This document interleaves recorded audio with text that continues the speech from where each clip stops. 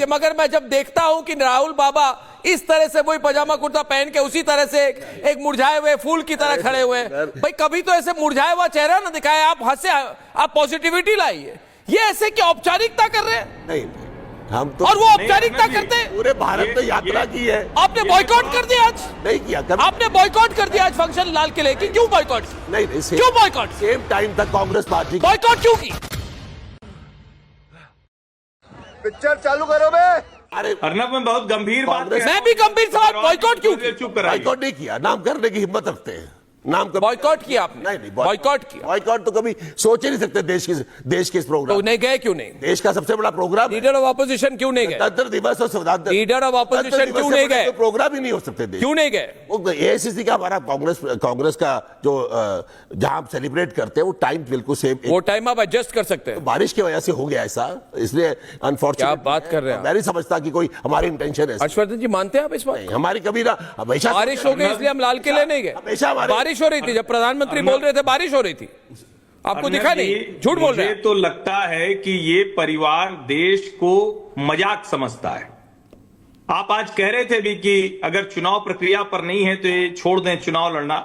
मैं ऐसा नहीं कह रहा हूं, मैं तो दूसरी बात मान रहा हूं। बोलिए। आज लोकतंत्र को, इस देश के स्वतंत्रता सेनानियों को, जो असली वाली कांग्रेस थी जिसमें डॉक्टर केशव राव बलिराम हेडगेवार और डॉक्टर श्यामा प्रसाद मुखर्जी भी थे, उस कांग्रेस के लोगों को भी इन्होंने आज शर्मसार किया। ये नेहरू गांधी परिवार, यानी मैं सत्ता में नहीं हूं तो मैं लोकतंत्र में जो सबसे बड़ा उत्सव है, समारोह है, पर्व है, देश को उल्लास दिलाता है, हमें आगे बढ़ने की प्रेरणा देता है, वो लाल किले की प्राचीर से जब भारत के प्रधानमंत्री बोलते हैं हम वहां नहीं जाएंगे, ये स्वतंत्रता सेनानियों का अपमान नहीं है? और लोकतंत्र 100% है। प्रतिपक्ष तभी होता है, नेता प्रतिपक्ष होता ही तभी है जब भारत सरकार होती है। इनकी क्या वजूद रह गई? आज इनका एग्जिस्टेंस क्या रह गया? क्या नेता प्रतिपक्ष का अस्तित्व रह गया? और अर्नब, ये बहुत गंभीर बात है, बहुत गंभीर, कि अगर कोई नेता ये समझे कि मैं अगर सत्ता में नहीं हूं तो इस देश के किसी भी पर्व, उत्सव, लोकतंत्र के त्योहार उसको नहीं मनाना है, ये शर्मसार करने वाला है राहुल गांधी का व्यवहार। और ये सोची समझी इनकी डिसीजन है, इनके परिवार ने सोच के रखा है हमें नहीं करना है। नवल किशोर जी, आप क्या इस बात को अच्छा मानते हैं? प्रोफेसर नवल किशोर, आरजेडी के प्रवक्ता, आप आरजेडी के प्रवक्ता नवल किशोर जी को बोलने दें। एक लाइन जोड़ूंगा, उसका बोले नवल भाई। सुनने में बहुत अच्छा इसलिए लग रहा है कि पहली बार पता चल रहा है कि सत्ता के झूठ और झूठ के सत्ता का दलाली और चापलूसी करने वाले बहुत उछल के बोलते हैं, और इतना चापलूसी में उत्साही हो जाते हैं कि उनको गलतफहमी हो जाती है कि वो बहुत खुश है।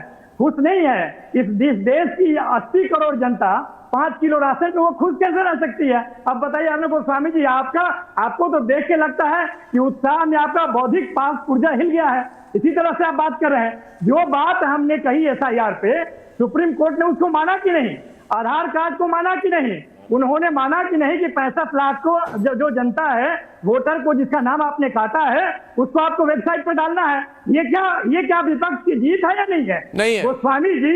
अरे किशोर जी झूठ क्यों बोल रहे हैं प्रोग्राम पर? देखिए मैं झूठ क्यों बोल रहे हैं? देखिए, मैं आप मेरे बारे में कोई व्यक्तिगत बात करें, मैं जवाब नहीं दूंगा आपका, मैं मुद्दों पर जवाब दूंगा आपका। आपने कहा कि क्या मैं मानता हूं, मेरी बात पहले प्रोफेसर आप हैं, मगर मैं आपका छात्र नहीं हूं, मेरी बात सुनिए, 1 to 1 बात करते हैं प्रोफेसर साहब।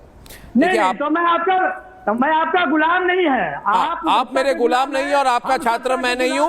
हम 1 to 1 इज इक्वल बात करेंगे। अरे आप गुलाम हैं, ये आप सुन लीजिए ना। मैं आपके लालू जी हमको बहुत दिनों से जानते हैं। मैंने जिस दिन पहले दिन प्रोग्राम किया, वैसे मैं आपको एक बात बता दूं, जिस दिन हमने रिपब्लिक भारत शुरू की, आपको याद होगा कि हम तब से एक्सपोज किया जा रहा है आपको।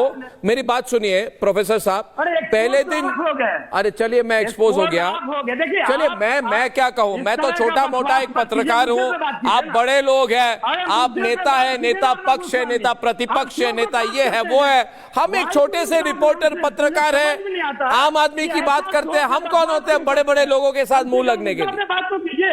एसआईआर पर जो सवाल हमने उठाया क्या वो गलत था? तो मैं जवाब दे रहा हूं ना, सुनिए ना आप देखिए प्रोफेसर साहब मेरी बात सुनिए। आप प्रोफेसर होंगे मगर याद रखिए दिल्ली हाँ तो मेरी बात सुनिए। अरे आप हैं तो मेरी भी बात सुनिए प्रोफेसर साहब। आप जहां पे बैठे हुए हैं दिल्ली में, वहां पे एक बड़ा अच्छा कॉलेज है, हिंदू कॉलेज। वहां के हॉस्टल के रूम नंबर 88 में बैठकर हम हिंदू कॉलेज के टॉपर हैं। आप बात सुनिए मेरी, मैं आपको बता रहा हूं ना, आपका छात्र हूं। आप सुन लीजिए, हम भी हिंदू कॉलेज के टॉपर हैं भैया। हम आपके राहुल बाबा जैसे नहीं है। हम मेरिट के सिस्टम में उठे हुए, हमने कठिन परिश्रम करके जहां पहुंचे हैं, किसी की पैरवी से नहीं पहुंचे हैं। हमने अपनी मेहनत और परिश्रम से हमने काम किया है। मेरी बात सुनिए, आपने सवाल पूछा मेरे को प्रोफेसर साहब कि सुप्रीम कोर्ट में ने क्या जो ऑर्डर दिए एसआईआर में, क्या आपकी बड़ी जीत हुई है? तो उसका जवाब एक ही है प्रोफेसर साहब, आपकी जीत नहीं हुई है। पहली बात क्योंकि ऑर्डर अब तक निकली नहीं है, अभी तो सिर्फ इंटरिम ऑब्जर्वेशन और इंटरिम ऑर्डर है। अगर आप प्रोफेसर है आपको पता होना चाहिए कि इंटरिम ऑर्डर क्या होती है। दूसरी बात, चुनाव आयोग एसआईआर करवा रही है तो सुप्रीम कोर्ट ने कहा है that it is authorised by the Election Commission of India to carry out a special intensive revision. आपने कहा था पूरी प्रोसेस ही गलत है, ऐसी बात कुछ नहीं कही है सुप्रीम कोर्ट ने, इसलिए आप फ्रस्ट्रेट हो गए। अपना गुस्सा मेरे पे निकाल के क्या होगा? क्या होगा? अरे सुन लीजिए, क्या होगा? अर्नब गोस्वामी 10 सेकंड सुन लो पहले। अरे सुन लूंगा मैं, जैसे हिंदू धैर्य का प्रतीक हूं मैं, धैर्य का प्रतीक हूं मैं, याद रखिए। टॉपर हूँ, तुमको नहीं मालूम होगा, तुम्हारे अंदर का जात हो बोल रहा है। तुमको ये पता नहीं है कि मैं भी इसी यूनिवर्सिटी से पढ़ा हूँ और डिपार्टमेंट का टॉपर हूँ, पता कर लो। इस तरह का कम सोच वाले अर्नब गोस्वामी कितना परेशान हो, हंसते हो, हंसो अपने आप पे। हाँ तो हंसता तो हूँ ना, जानकारी तुम्हारे पास नहीं है। हंसता हूँ मैं क्या मैं स्वतंत्रता दिवस में आपके नेता की तरह की मुरझाया हुआ चेहरा करके बैठूंगा मैं? कलंक हो, अरे मुरझाए तुम हो, बल मुरझाए तुम हो। अरे देखिए जो आदमी देखिए प्रोफेसर साहब, मैं कोई देखिए मेरी बात सुनिए, मैं एक बहुत निश्चय लेने वाला व्यक्ति हूं। मैंने निश्चय लिया है कि आज एक सवाल आपसे पूछूंगा कि अगर कोई कहे कि मुझे देखिए मुझे अगर प्रोफेसर साहब चिल्ला क्यों रहे आपने चले आप चिल्लाइए, मैं चाय पी लेता हूँ। पत्रकार है, नहीं चाय पीजिए। और कुछ कहना है क्या आपको? जब इस तरह से बोलते हैं हाँ मैं घटिया हूँ, मैं खराब हूँ, मैं एक मामूली पत्रकार हूँ। आप बड़े नेता हो, बड़े पार्टी से हो, सत्ताधारी हो, ये हो वो हो, चलो हो आप ये बताइए मुझे, एक आम आदमी को बताइए आप मुझे क्या मिलेगा आपको?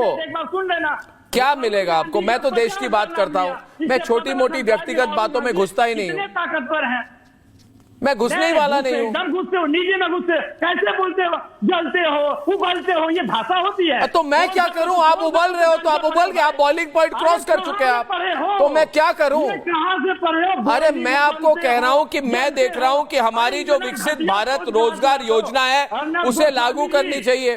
आप इधर बैठ के ये सब ये खराब है वो खराब है करो, ये क्या है?